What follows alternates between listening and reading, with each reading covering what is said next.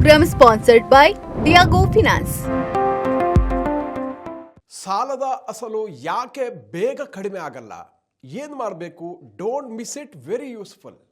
ವೀಕ್ಷಕರೇ, ನಮಗೆ ಎಷ್ಟೋ ಸಲ ಅನ್ನಿಸಿರ್ಬೋದು, ಗೃಹ ಸಾಲವನ್ನು ಎಷ್ಟೋ ವರ್ಷಗಳಿಂದ ಕಟ್ತಾ ಇದ್ದೀವಿ, ಆದರೆ ಮುಗಿತಾನೇ ಇಲ್ಲ, ಕಟ್ಟಿ ಸಾಕಾಯಿತು ಅನ್ನುವಂಥದ್ದು. ದೀರ್ಘಕಾಲದಲ್ಲೂ ಆ ರೀತಿ ಆಗುತ್ತೆ. ಅದು ತಕ್ಷಣಕ್ಕೆ ಮುಗಿಯದಂತೆ ಕಾಣಲಿಕ್ಕೆ ಮುಖ್ಯವಾದ ಕಾರಣ ಏನು ಗೊತ್ತಾ? ಬಡ್ಡಿ ಮತ್ತು ಅಸಲು ಮೊತ್ತದ ವಿಂಗಡಣೆಯ ಲೆಕ್ಕಾಚಾರ, ಅಮಾರ್ಟಿಸೈಸೇಷನ್ ಶೆಡ್ಯೂಲ್. ಇದನ್ನು ಹೇಗೆ ಅರ್ಥ ಮಾಡ್ಕೊಳ್ಳೋದು ಅಂತ ನೋಡೋಣ. ನೋಡಿ, ಅಸಲು ವರ್ಸಸ್ ಬಡ್ಡಿ, ಆ ಸ್ಪ್ಲಿಟ್ಟನ್ನು ಅರ್ಥ ಮಾಡ್ಕೋಬೇಕಾಗ್ತದೆ. ನೀವು ಪ್ರತಿ ತಿಂಗಳು ಕಟ್ಟುವ EMIನಲ್ಲಿ ಎರಡು ಭಾಗ ಇರುತ್ತೆ. ಒಂದು ನಿಮ್ಮ ಸಾಲದ ಅಸಲು ಕಡಿಮೆ ಮಾಡಲಿಕ್ಕೆ ಇರುತ್ತೆ, ಇನ್ನೊಂದು ಬ್ಯಾಂಕಿನ ಬಡ್ಡಿ ಕಟ್ಟಲಿಕ್ಕೆ ಇರುತ್ತೆ. ಸೊ ಸಾಲದ ಆರಂಭದ ವರ್ಷದಲ್ಲಿ ಏನಾಗುತ್ತೆ ಅಂದರೆ, ನೀವು ಕಟ್ಟುವ ಹೆಚ್ಚಿನ ಹಣ ಕೂಡ ಬಡ್ಡಿಯ ರೂಪದಲ್ಲಿ ಹೋಗುತ್ತೆ, ಅಸಲಿಗೆ ಹೋಗಲ್ಲ. ಅಸಲಿಗೆ ಹೋಗುವ ಮೊತ್ತ ಬಹಳ ಕಡಿಮೆ ಇರುತ್ತೆ. ಹಾಗಾಗಿ ಎಷ್ಟೋ ವರ್ಷ ಕಟ್ಟಿದ್ರು EMI ಕಟ್ಟಿದ್ರು ಅಸಲು ಮೊತ್ತ ಯಾಕೆ ಕಡಿಮೆ ಆಗ್ತಾ ಇಲ್ಲ ಅಂತ ಪ್ರಶ್ನೆ ಬರುತ್ತೆ. ಇದಕ್ಕೆ ಕಾರಣ ಇದು. ಸೊ ಎರಡನೇದಾಗಿ ಬಾಕಿ ಸಾಲದ ಮೇಲೆ ಬಡ್ಡಿ. ಸೊ ರೆಡ್ಯೂಸಿಂಗ್ ಬ್ಯಾಲೆನ್ಸ್ ಅನ್ನುವಂಥದ್ದು. ಬ್ಯಾಂಕ್ಗಳು ನಿಮ್ಮ ಸಾಲದ ಮೇಲೆ ಪ್ರತಿ ತಿಂಗಳು ಬಡ್ಡಿಯನ್ನು ಲೆಕ್ಕ ಹಾಕುತ್ತೆ. ಸಾಲದ ಅವಧಿ ಆರಂಭದಲ್ಲಿ ನಿಮ್ಮ ಸಾಲದ ಮೊತ್ತ ಅತಿ ಜಾಸ್ತಿ ಇರುತ್ತೆ, ಹಾಗಾಗಿ ಮೊತ್ತದ ಮೇಲೆ ಬೀಳುವ ಬಡ್ಡಿ ಕೂಡ ಜಾಸ್ತಿ ಇರುತ್ತೆ. ನೀವು EMI ಪಾವತಿ ಮಾಡಿದರೂ ಕೂಡ ಮೊದಲು ಆ ತಿಂಗಳ ಬಡ್ಡಿ ಪಾವತಿ ಆಗುತ್ತೆ, ನಂತರ ಉಳಿದ ಅಲ್ಪ ಮೊತ್ತ ಮಾತ್ರ ಅಸಲನ್ನು ಕಡಿಮೆ ಮಾಡುತ್ತೆ. ಸೊ ಹಾಗಾಗಿ ನಿಮಗೆ ಅನಿಸುತ್ತೆ ಎಷ್ಟು ಕಟ್ಟಿದ್ರೆ ಯಾಕೆ ಕಡಿಮೆ ಆಗ್ತಾ ಇಲ್ಲ ಅಂತ. ಮೂರನೇದಾಗಿ ಸಮಯ ಕಳೆದ ಹಾಗೆ ಏನಾಗುತ್ತೆ, ಬದಲಾಗುವ ಸಮೀಕರಣ. ಸಾಲದ ಅವಧಿ ಮುಗಿಯಲು ಹತ್ತಿರ ಆಗ್ತಾ ಇದ್ದಂತೆ, ಅಂದರೆ ಕೊನೆಯ ವರ್ಷಗಳಲ್ಲಿ ಅಸಲು ಮೊತ್ತ ಕಡಿಮೆ ಇರುತ್ತೆ, ಆಗ ಬಡ್ಡಿಯೂ ಸಹ ಕಡಿಮೆ ಆಗುತ್ತೆ. ಅಂದರೆ ನೀವು ಕಟ್ಟ EMIನಲ್ಲಿ ಬಡ್ಡಿಯ ಪಾಲು ಕಡಿಮೆ ಆಗಿ ಅಸಲನ್ನು ತೀರಿಸುವ ಪಾಲು ಜಾಸ್ತಿ ಆಗುತ್ತೆ. ಅದಕ್ಕಾಗಿಯೇ ಸಾಲದ ಕೊನೆಯ ವರ್ಷಗಳಲ್ಲಿ ಸಾಲ ಬೇಗ ಕಡಿಮೆ ಆಗ್ತಾ ಹೋಗುತ್ತೆ, ನಿಮಗೆ ಹಾಗೆ ಅನಿಸುತ್ತೆ. ಸೊ ಇದನ್ನು ಹಾಗಿದ್ರೆ ಬದಲಾವಣೆ ಮಾಡೋದು ಹೇಗೆ? ಸಾಲವನ್ನು ಬೇಗ ಮುಗಿಸಲಿಕ್ಕೆ ಮತ್ತು ಬಡ್ಡಿಯನ್ನು ಉಳಿಸಲಿಕ್ಕೆ ಇರುವಂತಹ ಏಕೈಕ ದಾರಿ ಅಂದರೆ ಯಾವುದು ಗೊತ್ತಾ? ಪ್ರೀಪೇಮೆಂಟ್. ಅಂದರೆ ನೀವು ವರ್ಷಕ್ಕೊಮ್ಮೆ ಅಥವಾ ಹೆಚ್ಚುವರಿ ಹಣ ಬಂದಾಗ ಅದನ್ನು ನೇರವಾಗಿ ಅಸಲು ಮೊತ್ತಕ್ಕೆ, ಪ್ರಿನ್ಸಿಪಲ್ಗೆ ಪಾವತಿ ಮಾಡಿದರೆ ನಿಮ್ಮ ಬಾಕಿ ಮೊತ್ತ ತಕ್ಷಣ ಕಡಿಮೆ ಆಗುತ್ತೆ. ಸೊ ಆ ಮೂಲಕ ಮುಂದಿನ ತಿಂಗಳುಗಳಿಂದ ಬಡ್ಡಿ ಕೂಡ ಕಡಿಮೆ ಆಗ್ತಾ ಬಂದು ನಿಮ್ಮ ಸಾಲದ ಅವಧಿ ವರ್ಷಗಳಿಗೆ ಮುಂಚೆನೇ ಮುಗಿಯುತ್ತೆ, ರಿಲೀಫ್ ಸಿಗುತ್ತೆ. ಸೊ ಒಟ್ಟಾರೆಗೆ ಹೇಳೋದಿದ್ರೆ, ಬ್ಯಾಂಕ್ಗಳು ತಮ್ಮ ಲಾಭವನ್ನು, ಅಂದರೆ ಬಡ್ಡಿಯನ್ನು ಸಾಲದ ಆರಂಭಿಕ ವರ್ಷಗಳಲ್ಲಿ ವಸೂಲಿ ಮಾಡಿಕೊಳ್ಳೋದ್ರಿಂದ ನಿಮಗೆ ಸಾಲ ಕಡಿಮೆ ಆಗ್ತಾ ಇಲ್ಲ, ಎಷ್ಟು ಕಟ್ಟಬೇಕು ಅಂತ ಭಾವನೆ ಬರುತ್ತೆ. ಬ್ಯಾಂಕ್ಗಳು ನಿಮ್ಮ ಸಾಲದ ಮೊತ್ತದ ಮೇಲೆ ಪ್ರತಿ ತಿಂಗಳು ಬಡ್ಡಿಯನ್ನು ಲೆಕ್ಕ ಹಾಕುತ್ತೆ. ಸಾಲದ ಅವಧಿ ಆರಂಭದಲ್ಲಿ ನಿಮ್ಮ ಸಾಲದ ಬಾಕಿ ಮೊತ್ತ, ಔಟ್ಸ್ಟ್ಯಾಂಡಿಂಗ್ ಪ್ರಿನ್ಸಿಪಲ್ ಜಾಸ್ತಿ ಇರುತ್ತೆ, ಹಾಗಾಗಿ ಬಡ್ಡಿ ಕೂಡ ಜಾಸ್ತಿ ಆಗುತ್ತೆ. ಸೊ EMI ಹೇಗೆ ವಿಂಗಡೋದು ಇನ್ನೊಮ್ಮೆ ಹೇಳ್ತೀನಿ. ಪ್ರತಿ ತಿಂಗಳು ನೀವು ಪಾವತಿಸೋ EMIನಲ್ಲಿ ಎರಡು ಪಾರ್ಟ್ ಇರುತ್ತೆ. ಬಡ್ಡಿ ಒಂದು ಪಾರ್ಟು, ನೀವು ಬಾಕಿ ಉಳಿಸ್ಕೊಂಡಿರೋ ಒಟ್ಟು ಸಾಲದ ಮೇಲೆ ಇದನ್ನು ಲೆಕ್ಕ ಹಾಕ್ತಾರೆ. ಎರಡನಾಗಿ ಅಸಲು, EMIನಲ್ಲಿ ಉಳಿದ ಭಾಗ ಮಾತ್ರ ಅಸಲನ್ನು ಕಡಿಮೆ ಮಾಡಲಿಕ್ಕೆ ಬಳಕೆ ಆಗುತ್ತೆ. ಒಂದು ಉದಾಹರಣೆ, ನೀವು 1 ಕೋಟಿ ರೂಪಾಯಿ ಸಾಲ ಪಡೆದಿದ್ದೀರಿ ಅಂತ ಇಟ್ಕೊಳ್ಳಿ. ಬಡ್ಡಿ ದರ 8%, ಅವಧಿ 20 ವರ್ಷ. ನಿಮ್ಮ ಮೊದಲ EMI ಸುಮಾರು 83,644 ರೂಪಾಯಿ ಇರುತ್ತೆ. ಮೊದಲ ತಿಂಗಳ ಬಡ್ಡಿ ಲೆಕ್ಕಾಚಾರ ಹೀಗಿರುತ್ತೆ.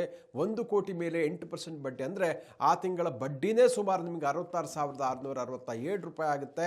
ಅಂದರೆ ನಿಮ್ಮ 83,644ರಲ್ಲಿ 66,667 ರೂಪಾಯಿ ಕೇವಲ ಬಡ್ಡಿಗೆ ಹೋಗುತ್ತೆ. ಉಳಿದ 16,977 ಮಾತ್ರ ನಿಮ್ಮ ಮೂಲ ಸಾಲವನ್ನು, ಪ್ರಿನ್ಸಿಪಲ್ ಮೊತ್ತವನ್ನು ಕಡಿಮೆ ಮಾಡುತ್ತೆ. ಸೊ ಇದನ್ನು ಬದಲಾವಣೆ ಮಾಡೋದು ಹೇಗೆ? ಸಮಯ ಕಳೆದ ಹಾಗೆ ಏನಾಗುತ್ತೆ, ನೀವು ಅಸಲು ಮೊತ್ತವನ್ನು ಸ್ವಲ್ಪವೇ ಕಡಿಮೆ ಮಾಡ್ತಾ ಹೋಗ್ತೀರಿ. ಬಾಕಿ ಮೊತ್ತದ ಕಡಿಮೆ ಆಗ್ತಾ ಇದ್ದ ಹಾಗೆ ಅದರ ಮೇಲಿನ ಬಡ್ಡಿಯೂ ಕಡಿಮೆ ಆಗುತ್ತೆ. ಸೊ ಆರಂಭದ ವರ್ಷಗಳಲ್ಲಿ EMIನಲ್ಲಿ ಹೆಚ್ಚು ಭಾಗ ಬಡ್ಡಿಗೆ ಹೋಗುತ್ತೆ. ಕೊನೆಯ ವರ್ಷಗಳಲ್ಲಿ ಬಾಕಿ ಸಾಲ ಕಡಿಮೆ ಇರುವುದರಿಂದ ಬಡ್ಡಿ ಕಡಿಮೆಯಾಗಿ EMIನ ಹೆಚ್ಚಿನ ಭಾಗ ಅಸಲನ್ನು ತೀರಿಸಲಿಕ್ಕೆ ಬಳಕೆ ಆಗುತ್ತೆ. ಸೊ ಹೀಗಾಗಿ ಇದರಿಂದ ಹೊರಬರಲಿಕ್ಕೆ ಪರಿಹಾರ ಏನು ಅಂತ ನೋಡಿದ್ರೆ, ನಿಮ್ಮ ಸಾಲದ ಹೊರೆ ಬೇಗ ಕಡಿಮೆ ಆಗಬೇಕು ಮತ್ತು ನೀವು ಕಟ್ಟುವ ಬಡ್ಡಿ ಉಳಿಬೇಕಂತಂದರೆ ಪೂರ್ವ ಪಾವತಿ, ಪ್ರೀಪೇಮೆಂಟನ್ನು ಈಗಾಗಲೇ ಹೇಳಿದೆ, ಅದೇ ಒಂದು ಅಸ್ತ್ರ ಆಗಿರುವಂಥದ್ದು. ನಿಮ್ಮ ಬಳಿ ಹೆಚ್ಚುವರಿ ಹಣ ಇದ್ದಾಗ ವರ್ಷಕ್ಕೊಮ್ಮೆ ಅಥವಾ ಸಾಧ್ಯವಾದಷ್ಟು ಬೇಗ ಅಸಲು ಮೊತ್ತಕ್ಕೆ ಹಣವನ್ನು ಪಾವತಿಸಿ. ಸೊ ಹೀಗೆ ಮಾಡೋದ್ರಿಂದ ನಿಮ್ಮ ಬಾಕಿ ಸಾಲದ ಮೊತ್ತ ಕಡಿಮೆ ಆಗುತ್ತೆ, ಇದರಿಂದ ಬಡ್ಡಿಯೂ ಸಹ ಕಡಿಮೆ ಆಗುತ್ತೆ ಮತ್ತು ನೀವು ಬೇಗ ಸಾಲದ ಅವಧಿಯನ್ನು ಕೂಡ ಅದಕ್ಕಿಂತ ಮುಂಚೆ ಸಾಲವನ್ನು ತೀರಿಸ್ಬೋದು. ಸರಳವಾಗಿ ಹೇಳಬೇಕಂದ್ರೆ, ಸಾಲದ ಆರಂಭದ ವರ್ಷಗಳಲ್ಲಿ ಬ್ಯಾಂಕ್ ತನ್ನ ಬಡ್ಡಿಯನ್ನು ಮೊದಲು ವಸೂಲು ಮಾಡುತ್ತೆ. ನೀವು ಎಷ್ಟು ಬೇಗ ಅಸಲು ಮೊತ್ತವನ್ನು ಕಡಿಮೆ ಮಾಡ್ತೀರೋ ಅಷ್ಟು ಲಾಭ ನಿಮಗೆ ಸಿಗುತ್ತೆ. ಅಸಲನ್ನು ಕಡಿಮೆ ಮಾಡಿ. ಗೃಹ ಸಾಲದ ಭಾಗಶಃ ಮರುಪಾವತಿ, ಪಾರ್ಟ್ ಪೇಮೆಂಟ್ ಮಾಡಲಿಕ್ಕೆ ಯಾವುದೇ ನಿಗದಿತ ಸಮಯವಿಲ್ಲ, ಆದರೆ ನೀವು ಅದನ್ನು ಯಾವಾಗ ಮಾಡಿದ್ರೆ ಹೆಚ್ಚು ಲಾಭದಾಯಕ ಆಗುತ್ತೆ ಎಂಬುದು ಅನ್ನುವಂಥದ್ದು ಮುಖ್ಯ ಆಗುತ್ತೆ. ನೀವು ಭಾಗಶಃ ಮರುಪಾವತಿಯನ್ನು ಈ ಕೆಳಗಿನ ಸಮಯಗಳಲ್ಲಿ ಮಾಡ್ಬೋದು. ನಿಮಗೆ ಅಂದರೆ ಹೆಚ್ಚುವರಿ ಹಣ ಬಂದಾಗ, ಬೋನಸ್ ಬಂದಾಗ, ಉಳಿತಾಯ ಮಾಡಿದ ಹಣ ಇದ್ದಾಗ, ನಿಮಗೆ ವಾರ್ಷಿಕ ಬೋನಸ್, ಹೂಡಿಕೆ ಮೇಲಿನ ಆದಾಯ ಅಥವಾ ಬೇರೆ ಯಾವುದಾದ್ರೂ ಮೂಲದ ದೊಡ್ಡ ಮೊತ್ತದ ಹಣ ಬಂದಾಗ ಅದನ್ನು ತಕ್ಷಣ ಸಾಲದ ಅಸಲು ತೀರಿಸಲಿಕ್ಕೆ ಮರುಪಾವತಿಸಿ. ಸೊ ಇದು ನಿಮ್ಮ ಬಾಕಿ ಸಾಲವನ್ನು ತಕ್ಷಣ ಕಡಿಮೆ ಮಾಡುತ್ತೆ. ಸೊ ಸಾಲದ ಅವಧಿಯ ಆರಂಭಿಕ ವರ್ಷಗಳಲ್ಲಿ ಹೆಚ್ಚು ಲಾಭದಾಯಕ ಆಗಿರುತ್ತೆ. ನೀವು ಹೇಳಿದ ಹಿಂದಿನ ಪ್ರಶ್ನೆಯಲ್ಲಿ ಅಂದರೆ ಗಮನಿಸಿದ ಹಾಗೆ ಸಾಲದ ಆರಂಭಿಕ ವರ್ಷಗಳಲ್ಲಿ ನೀವು ಪಾವತಿಸುವ EMIನಲ್ಲಿ ಹೆಚ್ಚಿನ ಭಾಗ ಬಡ್ಡಿಗೆ ಹೋಗುತ್ತೆ. ಆದ್ದರಿಂದ ಸಾಲದ ಆರಂಭದ 5 ರಿಂದ 10 ವರ್ಷಗಳ ಒಳಗೆ ನೀವು ಆದಷ್ಟು ಬೇಗ ಮರುಪಾವತಿ ಮಾಡಿದರೆ ಒಟ್ಟು ಬಡ್ಡಿಯ ಉಳಿತಾಯ ಜಾಸ್ತಿ ಇರುತ್ತೆ. ಸುಮ್ಮನೆ ಬ್ಯಾಂಕಿಗೆ ಬಡ್ಡಿ ಯಾಕೆ ಕಟ್ತೀರಾ? ಉಳಿತಾಯ ಮಾಡಿ. ಬಡ್ಡಿದರ ಏರಿಕೆಯಾದಾಗ ಒಂದು ವೇಳೆ ಮಾರುಕಟ್ಟೆಯಲ್ಲಿ ಗೃಹ ಸಾಲದ ಬಡ್ಡಿದರಗಳು ಹೆಚ್ಚಾದರೆ ನಿಮ್ಮ EMI ಅವಧಿ ಹೆಚ್ಚಾಗಬಹುದು.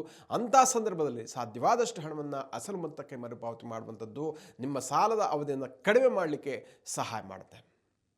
ಸೊ ಒಂದಷ್ಟು ಅಂಶಗಳನ್ನು ಗಮನಿಸಿದ್ರೆ, ಮುಂಗಡ ಪಾವತಿ ಶುಲ್ಕ, ಪ್ರೀಪೇಮೆಂಟ್ ಚಾರ್ಜಸ್, ಫ್ಲೋಟಿಂಗ್ ಬಡ್ಡಿದರದ ಸಾಲದಲ್ಲಿ ಈಗಿನ RBI ನಿಯಮಗಳ ಪ್ರಕಾರ ವ್ಯಕ್ತಿಗತ ಇಂಡಿವಿಜುವಲ್ ಗೃಹ ಸಾಲಗಳಿಗೆ ಫ್ಲೋಟಿಂಗ್ ಬಡ್ಡಿದರ ಇದ್ದರೆ ಬ್ಯಾಂಕ್ಗಳು ಯಾವುದೇ ಮುಂಗಡ ಪಾವತಿಯನ್ನು ಶುಲ್ಕವನ್ನು ವಿಧಿಸುವ ಹಾಗಿಲ್ಲ. ಫಿಕ್ಸೆಡ್ ಬಡ್ಡಿದರದಲ್ಲಿ ಸಾಲಗಳು, ಒಂದು ವೇಳೆ ನಿಮ್ಮದು ಫಿಕ್ಸೆಡ್ ಬಡ್ಡಿದರ ಸಾಲ ಆಗಿದ್ದರೆ ಬ್ಯಾಂಕ್ ಅಲ್ಪ ಮೊತ್ತದ ಶುಲ್ಕವನ್ನು ವಿಧಿಸಬಹುದು. ಪಾವತಿಸುವ ಮೊದಲು ನಿಮ್ಮ ಬ್ಯಾಂಕಿನ ನಿಯಮಗಳನ್ನು ಪರಿಶೀಲಿಸಿ, ಯಾಕಂದರೆ ಮ್ಯಾನೇಜರ್ ಹತ್ರ ಕೇಳ್ಕೊಳ್ಳಿ. ಕನಿಷ್ಠ ಮೊತ್ತ, ಕೆಲವು ಬ್ಯಾಂಕ್ಗಳು ಭಾಗಶಃ ಮರುಪಾವತಿ ಮಾಡಲಿಕ್ಕೆ ಕನಿಷ್ಠ ಮೊತ್ತದ ಮಿತಿಯನ್ನು ಹಾಕುತ್ತೆ. ಅಂದರೆ ಒಂದು EMI ಇರಬೇಕು ಅಂತ ಹೇಳೋ ಚಾನ್ಸ್ ಇರುತ್ತೆ. ಸೊ ಅದನ್ನೆಲ್ಲ ತಿಳ್ಕೊಳ್ಳೋದಲ್ಲ, ಏನು ದೊಡ್ಡ ಸಂಗತಿ ಆಗೋದಿಲ್ಲ. ಸೊ ಬಹುತೇಕ ಬ್ಯಾಂಕ್ಗಳನ್ನು ನೀವು ಮೊಬೈಲ್ ಬ್ಯಾಂಕಿಂಗ್ ಆ್ಯಪ್ ಅಥವಾ ನೆಟ್ ಬ್ಯಾಂಕಿಂಗ್ ಮೂಲಕ ಸುಲಭವಾಗಿ ಪಾರ್ಟ್ ಪ್ರೀಮೆಂಟ್ ಮಾಡುವಂತಹ ಆಯ್ಕೆಯನ್ನು ಆರಿಸಿ ಪಾವತಿ ಮಾಡಬಹುದು. ಪಾವತಿಸಿದ ಬಳಿಕ ಆ ಹಣವು ಅಸಲು ಮೊತ್ತಕ್ಕೆ ಜಮೆ ಆಗದೆಯಾ ಇಲ್ವಾ ಅನ್ನೋದನ್ನು ಖಚಿತಪಡಿಸ್ಕೊಳ್ಳಿ. ಸಾಲದ ಸ್ಟೇಟ್ಮೆಂಟನ್ನು ಇದಕ್ಕೋಸ್ಕರ ಪರಿಶೀಲನೆ ಮಾಡಿ. ಇಲ್ಲಾಂದರೆ ಕೇಳಿದ್ರು ಕೂಡ ಹೇಳ್ತಾರೆ, ಚೆಕ್ ಮಾಡಿ. ಸೊ ನಿಮ್ಮ ಬಳಿ ಇರುವಂಥ ಹಣವನ್ನು ಮ್ಯೂಚುವಲ್ ಫಂಡ್ ಅಥವಾ ಇತರ ಹೂಡಿಕೆಗಳಲ್ಲಿ ಸಿಗುವ ಲಾಭಾಂಶಕ್ಕಿಂತ ಗೃಹ ಸಾಲದ ಬಡ್ಡಿದರ ಹೆಚ್ಚಾಗಿದ್ದರೆ ಸಾಲವನ್ನು ತೀರಿಸುವುದೇ ಬುದ್ಧಿವಂತಿಕೆಯ ನಿರ್ಧಾರ ಆಗುತ್ತೆ. ನಿಮಗೆ ಸಾಕಷ್ಟು ಅನುಕೂಲ, ಉಳಿತಾಯ ಕೂಡ ಇದರಲ್ಲಿ ಆಗುತ್ತೆ. ಸೊ ಹಾಗಾಗಿ ಗೃಹ ಸಾಲ ತಗೊಂಡ ತಕ್ಷಣ ಅಥವಾ ದೀರ್ಘಾವಧಿಯಲ್ಲಿ ತಗೊಂಡ ತಕ್ಷಣ ಸುಮ್ಮನೆ EMI ಕಟ್ತಾ ಹೋಗೋದಲ್ಲ, EMI ಕಟ್ತಾ ಹೋಗುವಂಥದ್ದು ಮರೆತು ಬಿಡೋದು. ಇದರಿಂದ ನಿಮಗೆ ತೊಂದರೆ ಆಗುತ್ತೆ. ಯಾಕಂದರೆ ಬಡ್ಡಿದರಗಳಲ್ಲಿ ವೇರಿಯೇಷನ್ ಆಗ್ತಾ ಇರುತ್ತೆ. ರಿಸರ್ವ್ ಬ್ಯಾಂಕು ಬಡ್ಡಿದರ ಏರಿಸ್ಬೋದು, ಆವಾಗ ನಿಮ್ಮ ಸಾಲದ ಅವಧಿ ಕೂಡ ಏರುತ್ತೆ.